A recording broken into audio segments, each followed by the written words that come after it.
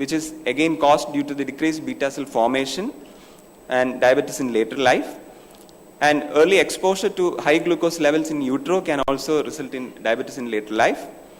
The thrifty gene hypothesis: humans usually genetically programmed to survive periods of calamities or famine, but at times of abundance, these genes contribute to excessive accumulation of fatty tissue, which again result in diabetes due to sedentary lifestyle or excessive fat intake or high energy diet in later life. Actually, in aging, we have the natural loss of beta cells, so diabetes, type 2 diabetes is more common with aging. Obesity, insulin insensitivity is more, which again increases the risk of type 2 diabetes in obese individuals. And along with globalization or urbanization, the reduced changes in lifestyle with reduced physical activity and excess calorie intake can also result in obesity, ultimately resulting in type 2 diabetes. And we have the data like type 2 diabetes being seen more among kids or children due to again decreased exercise or physical activity along with increased calorie and fat intake. So the prevalence of type 2 diabetes is increasing in children.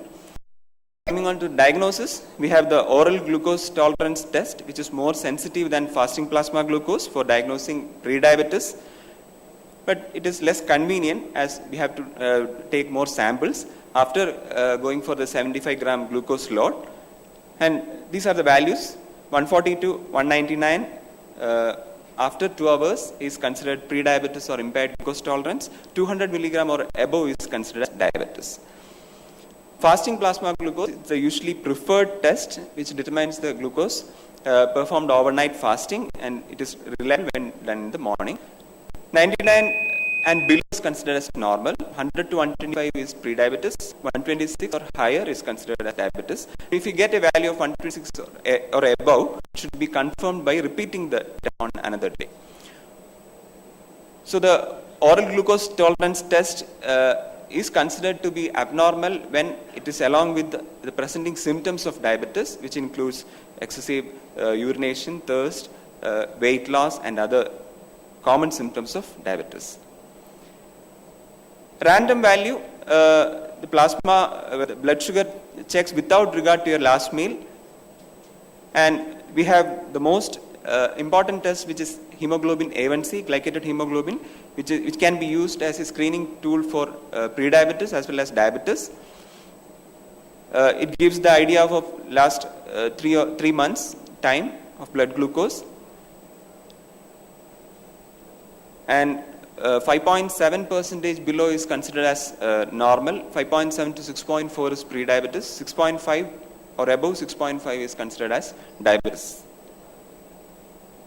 So diagnosing diabetes along with symptoms and acting as early as possible is important while considering the initial asymptomatic phase of diabetes, and also the landmarks trials and studies showing like prediabetes phase itself can result in diabetes complications, so that after diagnosing we can act properly and prevent the so-called complications that we see commonly in diabetes.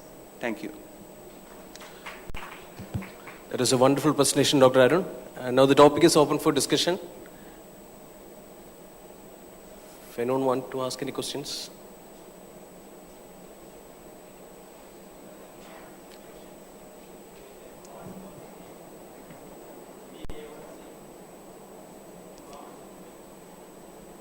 False positive HbA1c, sir, as rightly said, we can get false positive HbA1c. So definitely you have to repeat the HbA1c test if it is abnormally high or low. We cannot confirm with single value of HbA1c. Like that, fasting plasma glucose or 2 hours after food or random blood glucose, if we get abnormal value, definitely you have to repeat the test once more. And if it is along with symptoms, you have to consider it as abnormal.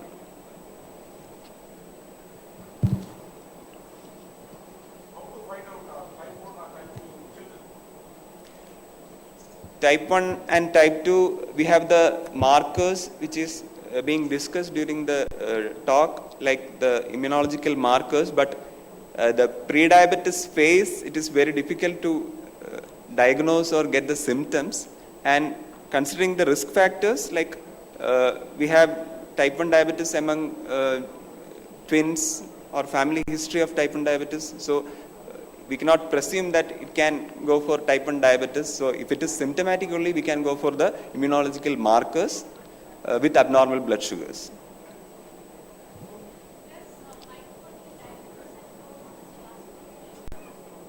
No, I haven't included. No. Okay. With that, I will close this session. Thank you. Thank you, Dr. Arun. Thank you.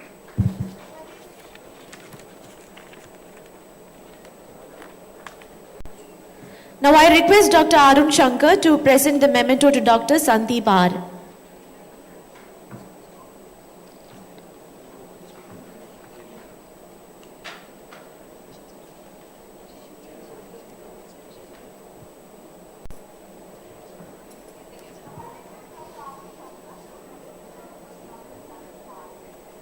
And I also request Dr. Sandeep R to give the memento to Dr. Arun Shankar.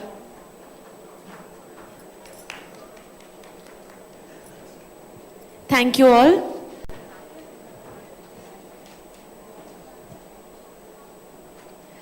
Now I would invite Dr. Sheeja P. Srinivas, Senior Consultant Diabetologist at Jothydev Diabetes Research Center, Cochin, as the chairperson for the topic Physical Activity Recommendations in Diabetes and Obesity. And the speaker of the session is Dr. Ashwin David, Consultant at Jothydev Diabetes and Research Centers, Trivandrum.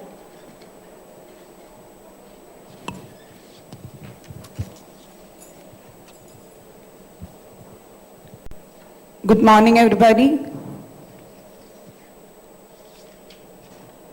Today's topic is physical activity recommendations in diabetes and obesity, and we have an apt person to discuss about the physical activity here.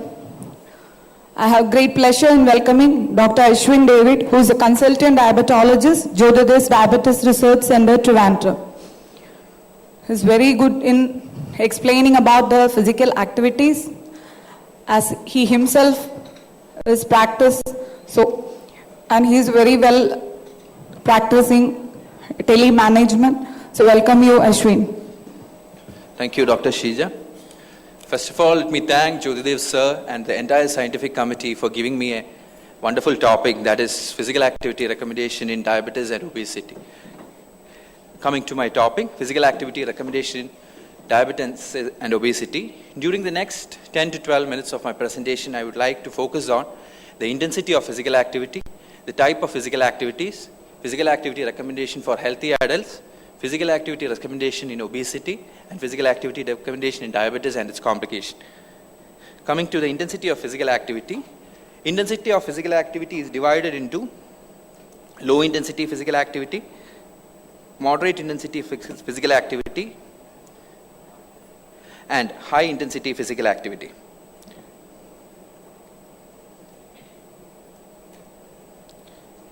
Low intensity physical activity, it elicits a slight increase in breathing rate. As you all know, a low intensity activity it just increases the breathing rate. So it is like a normal walk, a stroll in a level ground, or leisurely cycling. These are included in the low intensity physical activity.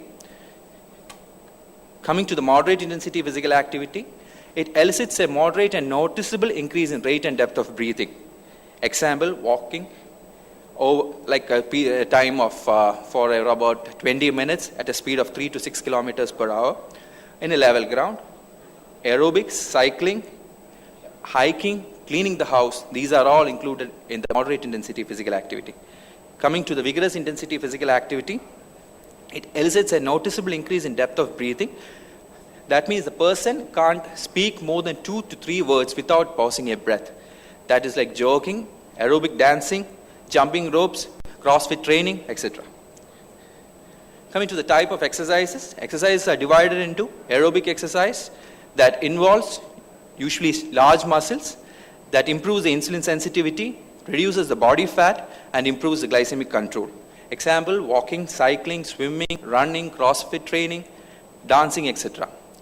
Resistance activity improves the muscle strength and stamina, increase the glucose utilization in the body. That is weightlifting, push-ups, pull-ups, etc. Flexibility exercise that improves the stretching capacity, that reduces the stress, that reduces the possibility of injury related to exercise, like stretch exercise, yoga, etc.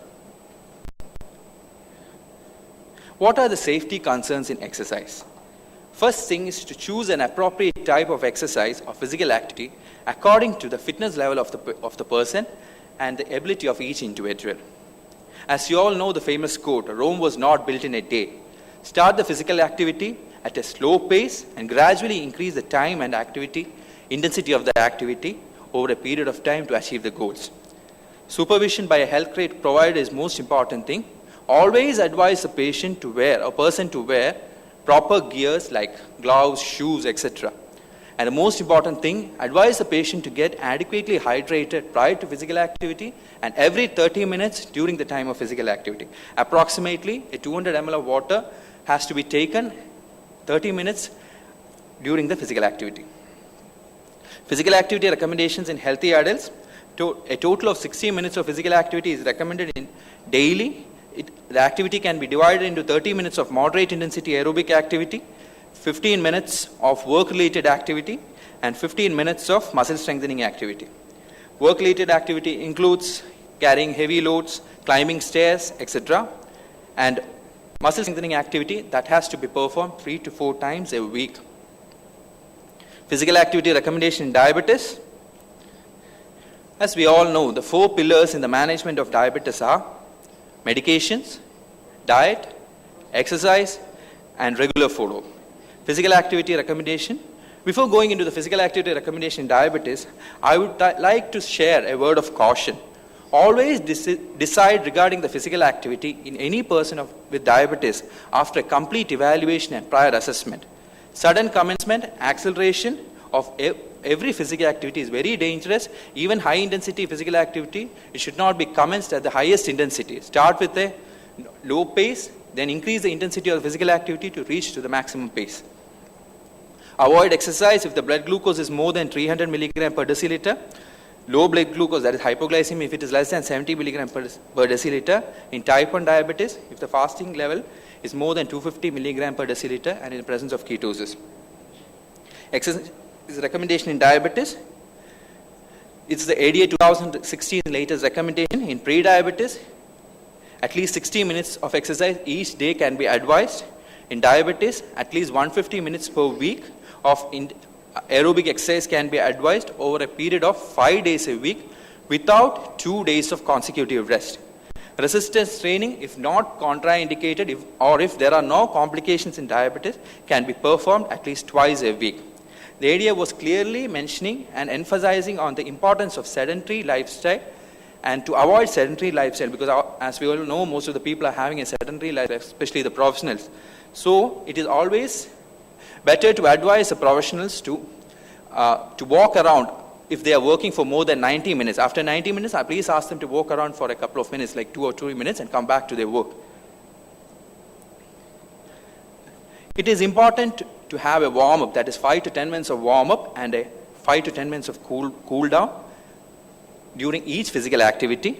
Increase the duration and intensity slowly. To prevent boredom, it is better to vary the activities day by day. Hypoglycemia is one of the most important complications which we see.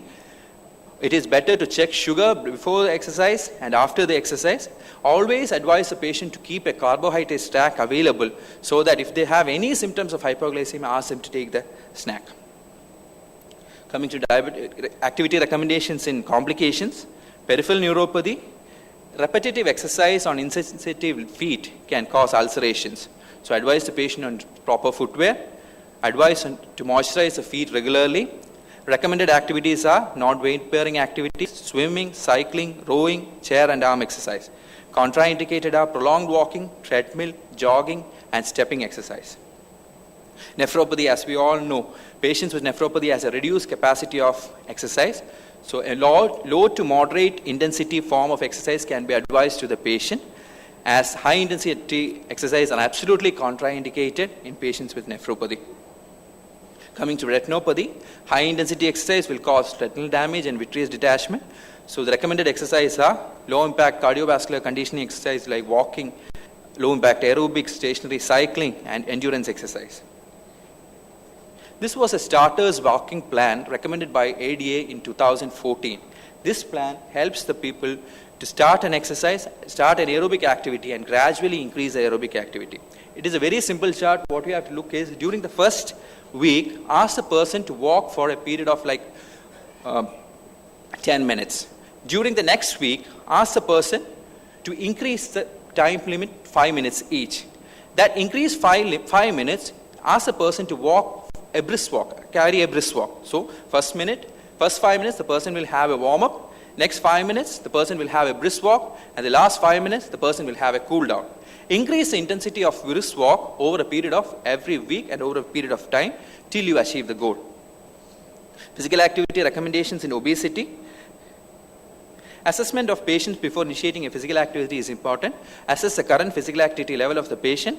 Assess the readiness of the patient. Assess the potential, assess whether there is any medical problems or a complete medical evaluation, including a pulmonary function test, and a cardiac evaluation is necessary.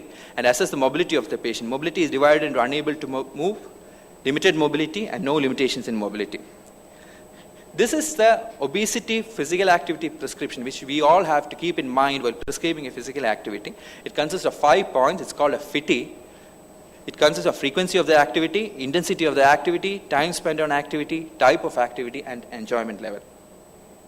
The 5 A's of obesity management are: ask the patient for the body weight and discuss regarding the body weight; assess the BMI, waist circumference, and obesity stage; advise the patient on the health risk of obesity and the benefit of modest weight loss, that is the 5 to 10% of the weight loss, achievable weight loss over a period of 3 to 4 months, and the need of long-term strategy and treatment options.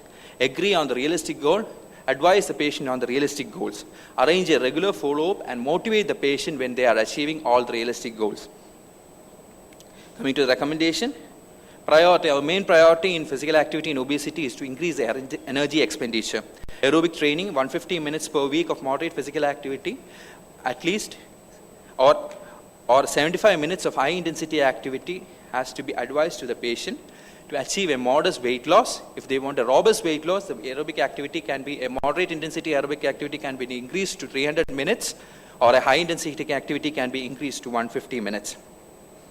Resistive training can be advised to the patient that can be performed 2 to 3 days, addressing the major muscle groups, and it has to be performed on the non-consecutive days. Emphasis has to be given on the core muscle groups. It is better to advise the patient to do an upper body workout on one day, and on the third day, advise to do on a lower body workout. Ask the patient to start with a single set consisting of 18 to 20 repetitions over the first week. During the second week, increases to 10 to 12 reps, and during the last week, maintain 3 sets of 8 to 10 repetitions. Take-home message: physical inactivity should be avoided. Limit the time being spent in sedentary activity, not more than 90 minutes.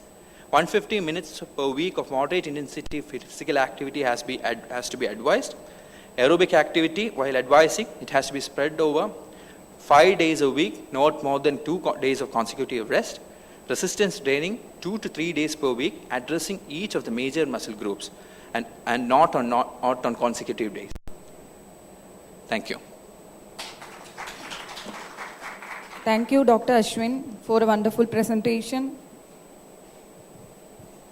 Now the topic is open for discussion.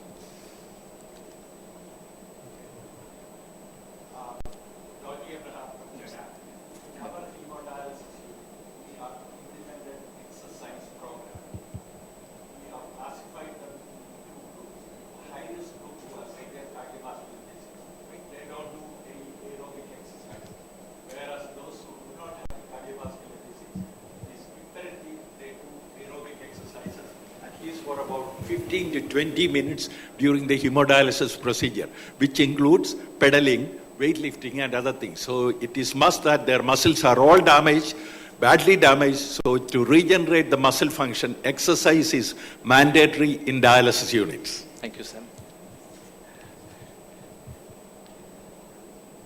I have two queries. One is physical recommendations for gestational diabetic and second for an underweight lean diabetic. Underweight? Underweight lean diabetic and gestational, what would be your physical activity recommendation? Physical activity recommendation when you come to a gestational diabetes, it is better to do the physical activity rather than keeping rest. Advise the patient to start the physical activity at a very slow pace if they are not doing any physical activity. Start with a 5 minutes walk. You can divide the time into 3 sessions or 4 sessions, like morning, evening and afternoon, whatever is preferable, and gradually increase the time. Don't ask them to increase the pace. Just they have to, what they need is to walk. And the most important thing in GDM is that we have to do a physical activity and you have to maintain the caloric restriction to achieve the maximum goal. So ask them to walk for at least 20 to 30 minutes, but don't increase any speed. It is better to walk at a speed of 2 to 3 km per hour. For lean muscles and for lean body, underweight lean person, what we recommend is to just maintain the activity. They have to walk, they have to maintain aerobic activity at least 10 to 15 minutes a day. If they can do an activity more than that, they have to do activity. And if they want to increase the weight, they have to add the calorie according to that. According to the ideal calorie needed by them, recommended by a dietitian. That would be the best option for them.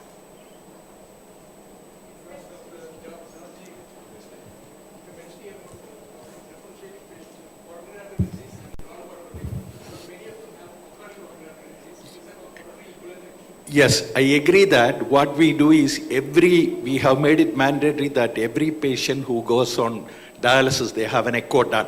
And if there is, every year we repeat an echocardiogram, look for regional wall motion abnormalities. So a lot of them have problems with exercise because they are scared. So what we do is that these exercises are only being done when they are on dialysis, not outside the dialysis unit or when they go home. So this has been practiced in Europe as well as in America to give exercise in the dialysis unit for patients who are on dialysis. Majority of the patients do have cardiac disease because of the hypertension and other comorbid conditions, patients who are on hemodialysis. PD patients, they do their own exercises at home. We encourage them to do the exercise.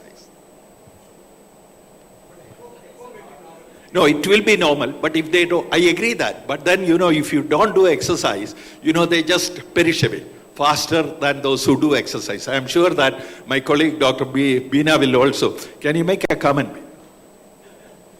Thank you, sir. Actually, even exercise also helps in clearance, increase blood circulation, it helps in clearance, and it increases the confidence of these patients as well. So we do definitely advise some exercise. What happens in our country is when patients feel they're sick, they tend to remain stagnant, they don't do much work. But when you give them the confidence, definitely. We have done studies in our unit also, examining the urea and creatinine clearance following exercise, sir. Thank you. I think one comment about your question. Just a minute. One comment about your question. Suppose while performing exercise, if we make our patients aware that if you have some symptoms, heaviness or fatigue, and that is the point that you immediately stop it. That is the practical tip to all of regulated exercise. Regulate and give your mind. Don't do it out of extraordinary enthusiasm. Yeah. You asking something? So blood sugar is more than 300, the person will have mostly when the sugars are high, there are chance of person to get dehydrated, and that reduces the thermoregulatory function. That in turn affects the person's body. One thing is that. Second thing is that during a more than, if the person is more than 300, if it is a new person, we won't be knowing what all the comorbid conditions which the person is having. So if they advise exercise on the first day, that is not advisable. Start the treatment, continue the treatment. What we do is that continue the treatment for a period of 2 to 3 weeks. Once the sugar values are calmed down, we will advise for the exercise to start with a slow pace.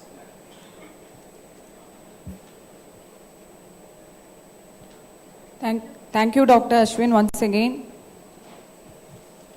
Now I request Dr. Shija Srinivas to give the memento to Dr. Ashwin David.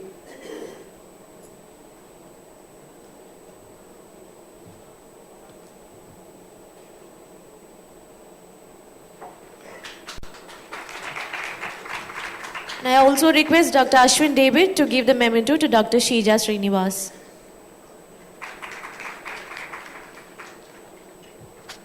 Thank you.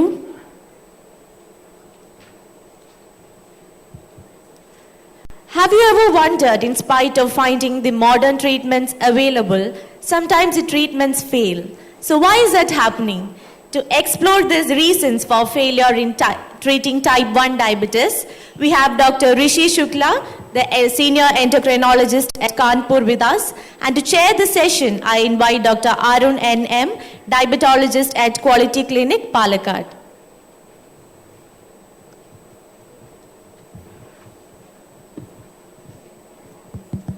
Good morning, everybody.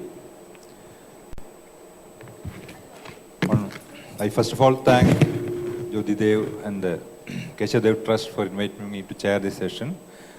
Type 1 diabetes management is always very tricky and difficult, and I think our goals are never met. As per the recent ICMR registry, I think the A1C levels usually is around 11 or 12 in Indian patients.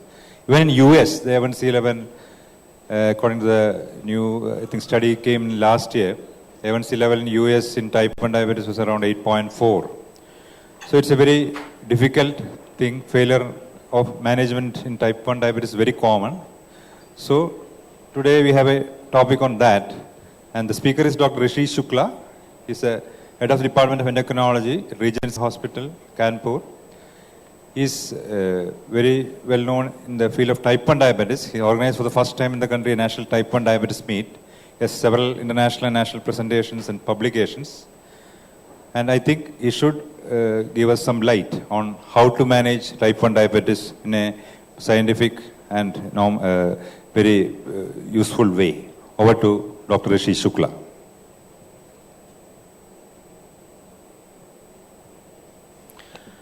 Good morning, friends. Thank you, Dr. Arun, for good words. And at the outset, thank you, Dr. Jyoti and Sunita, for the opportunity. And it's always been love to be here and love to be this part of country. The topic actually allocated to me is pretty tough because the reasons are uncountable. And if you say it is 3-4 hours talk, so medical reasons, psychological, and so many things are there. So I tried to compile everything in 15-20 minutes. Let's see if I can justify. I would touch the things and rest of the things I'll be leaving upon you for the discussion. I think that would make things more interesting. This was one meeting that I did just last year in RSSDI Lucknow. In association with RSSDI, we had a patient education program exclusively for type 1, and certain stalwarts of country helped our type 1 diabetic patients. He's Dr. Lawrence. He is a BD Global Chief. He himself is a diabetic for last 50 years. So he was a role model. Dr. Vijay Lakshmi Bhatia from SGPGI, Dr. Aish Bhatia, Sunil Gupta from Nagpur, Deepak Dalal Mumbai, Archana Chada, and so many others. And these are all beautiful type 1 children. And I also asked Dr. Jyoti to be part of it, but because of his busy schedule, he could not attend the meeting. What am I going to discuss? What is the burden? Identifying missing links to a successful type 1 diabetes management and exploring the reasons, and finally the summary.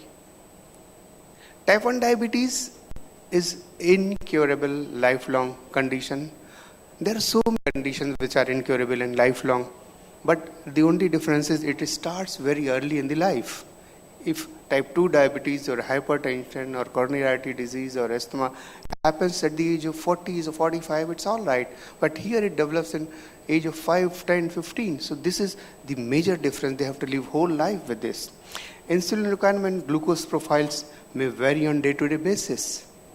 All of us have undergone our adolescent and young days, and just go back and try to understand how your mind flickers on those days.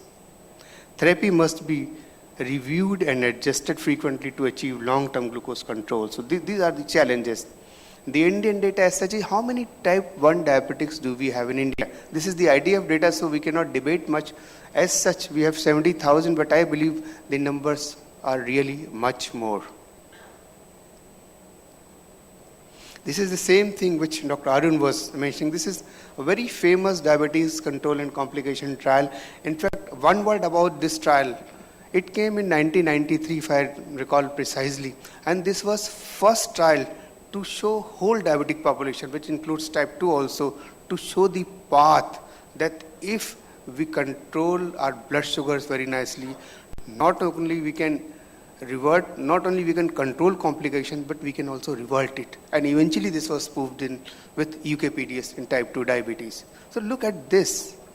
Even in DC-CT intensive treatment, did not achieve target less than 6.5. Only 44% of patients reached less than 6.5 at more than one time. So grossly the control is bad. What are the missing links? Basically, I have divided into three categories: the medical, the psychological, and the social. The medical part is one, if you go to the treatment, using of mixtures. I'm just touching these issues as I have briefed you, and then we can discuss. A very humble advice to all physicians treating type 1 diabetes: please do not write mixtures, the mixed or 30-70. They are not meant for type 1 diabetes. We need to write multi-dose MDIs. 1 long-acting, 3 short-acting, 2 long-acting, 3 or 4 short-acting. So we have to tailor the needs. So this is a very humble suggestion and request. There's always a mismatch between food and insulin. It happens. Like Gopika in early just called me, sir, I have a talk, and it just skipped my mind and I skipped my breakfast. Had I been a type 1 diabetic? So this happens very frequently in day-to-day life of everyone. So type 1 diabetic has to be briefed, has to be empowered that you have to manage your blood sugars and insulins accordingly. Insulin storage issues are also there, because in rural part of our country where temperature is more than 30, 35, 40, the storage facilities are not very good.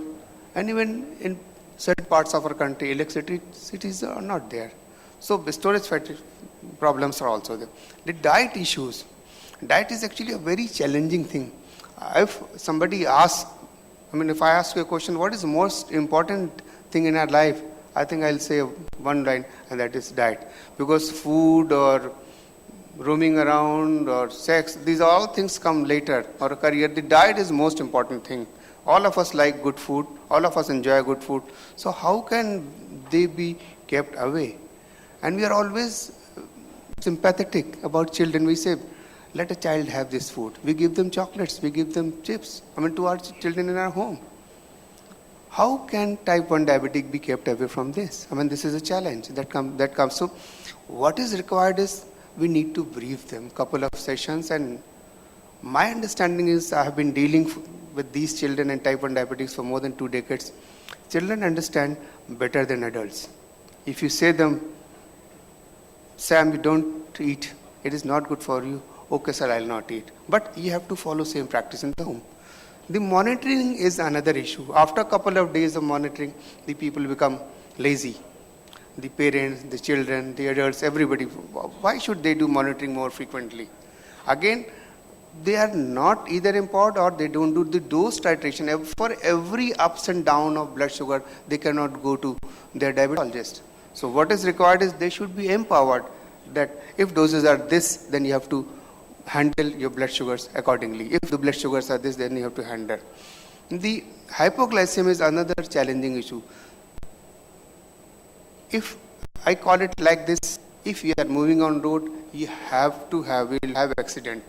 What you can do, you can reduce accidents. So the frequency and intensity of hypoglycemia, we can always reduce. Lipohypertrophy is another area. We seldom put our hands on our patient's body. I know type 1 diabetics for 20 years with very nice HbA1c, and if you palpate, that number of lipohypertrophy patches. If you put your hand, and if you go detail, if you ask them to go for 7 points blood sugar, if you ask them to go for CGMS, there are lots of ups and downs. And look, if the HbA1c is 6.5, you may be very happy, but if you go detail of HbA1c, there are two types of manifestation. It may be like this, or it may be simple like this. So we want like this. We want more monitoring. So please check for hypertrophy, and a simple looking by you, simple putting your hand, or simple keeping your eyes on the abdomen or thigh where an injection is being put, and just change the site. The control would automatically improve, because low hypertrophy gives erratic absorption of insulin. Ketoacidosis is another challenge.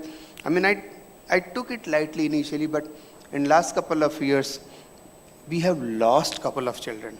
And if a diabetologist is losing a patient of type 1 diabetes, if you don't mind, I use the word criminal. We should not lose these children. And what I did with my patients in my hospital NICU, because most majority of children are younger, I evolved a protocol, and whomsoever comes, they are put into that protocol. So I would request all of you to evolve a protocol, train your nursing staff, and then at least if you are able to save 2 lives, they are genuine lives. So that is my request. And lastly, education and empowerment. This is the key to success. But unfortunately, majority of them are not adequately educated and empowered. Coming to psychological issues. The psychological issues are anxiety. Obviously, if anybody is having diabetes at the age of 10 years or 12 years, the anxiety would be tremendous. Even in 20s, the anxiety would be tremendous. And this at times leads to depression. They feel they cannot do anything. And at times they really feel, no, I can't do anything, I have diabetes. I will die early. So these all things, and not only the individual, the family is deeply stressed. I think very frequently I see the parents crying. And very frequently I see even a girl with 25 years, diabetes 10 years, I mean that is at the age of 15, the mother every time comes and cries, Doctor, her blood sugar is not controlled.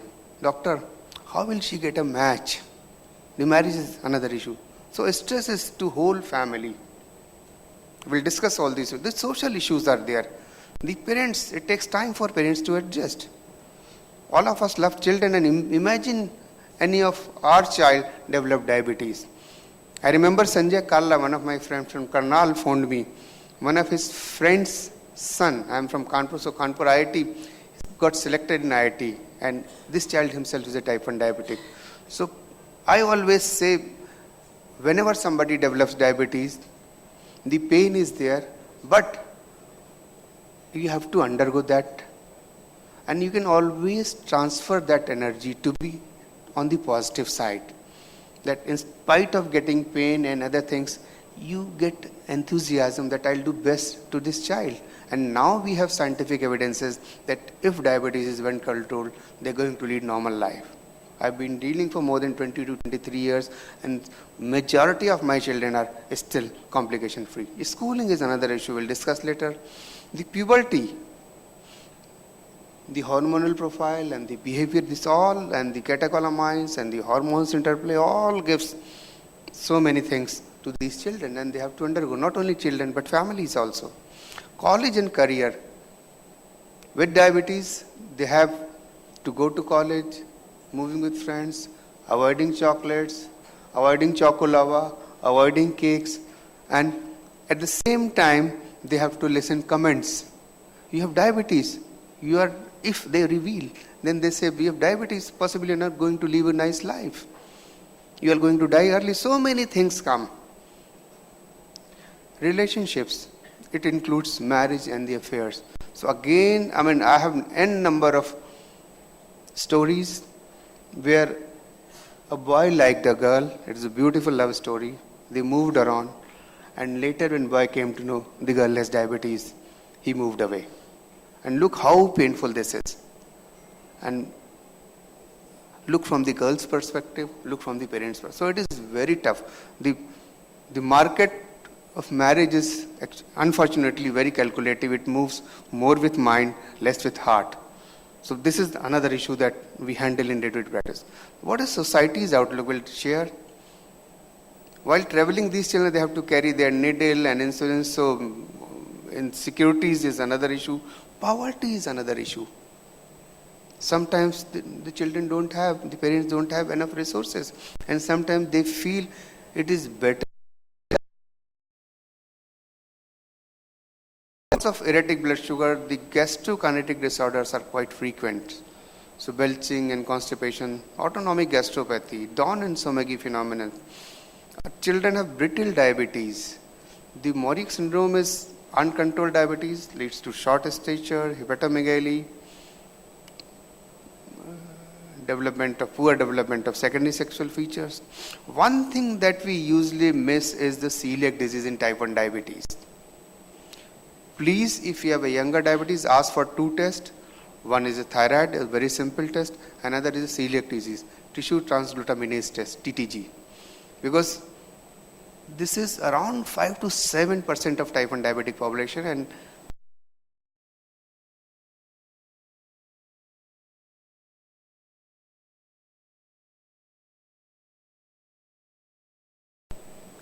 once you detect, the treatment is very simple. You restrict wheat. The gluten-free diet is required. So, and it is very commonly associated. They have other endocrine disorders. They have to undergo puberty, pregnancy, infections. So many other things are there. I'll touch one issue, and this is the hypoglycemia, because this is again a very common problem with these children. As A1C goes down, the complications also go down, but at the same time the hypoglycemia increases. Look, what happens to the hypoglycemia in clinical practice? Do patients inform their doctor of a hypoglycemic event? Majority of them don't. Does the doctor ask about hypoglycemia during routine appointments? This is the Western data, 83%, but I believe not more than 50% people ask about hypoglycemia. Patients themselves tell about hypoglycemia. So please inquire about hypoglycemia. Every children will have hypoglycemia. Ask about intensity and the frequency. And if you go for CGMS, many of them have hypoglycemia, because now we are doing CGMS very frequently, continuous glucose monitoring, and see that it is a very common thing. And just by a lifestyle, diet, activity, sleeping patterns, glycemia of food, you can do a lot with these children.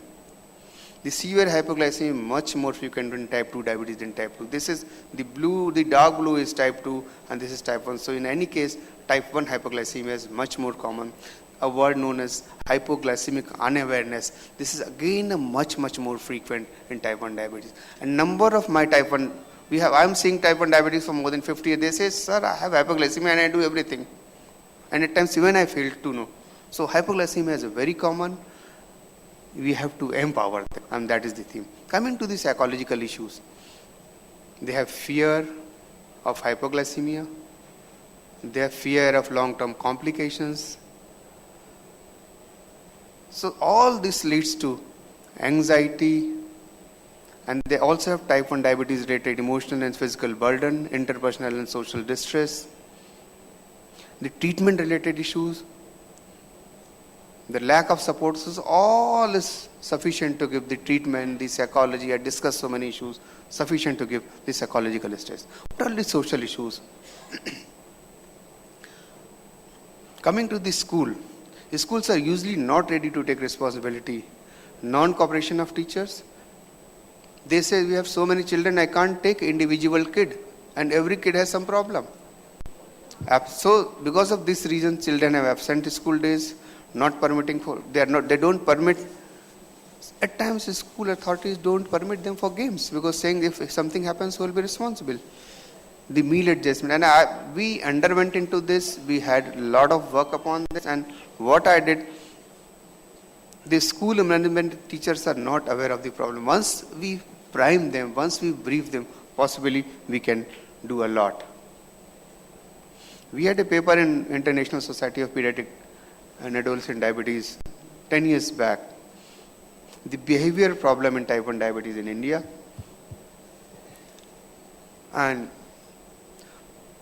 we concluded that most of the people express pity after knowing the diabetes in early, say, oh, you developed diabetes so early. Majority of type 1 diabetes are not comfortable in social gathering because people poke. If everybody pokes you, how is your heart? Are you normal? If 10 people ask,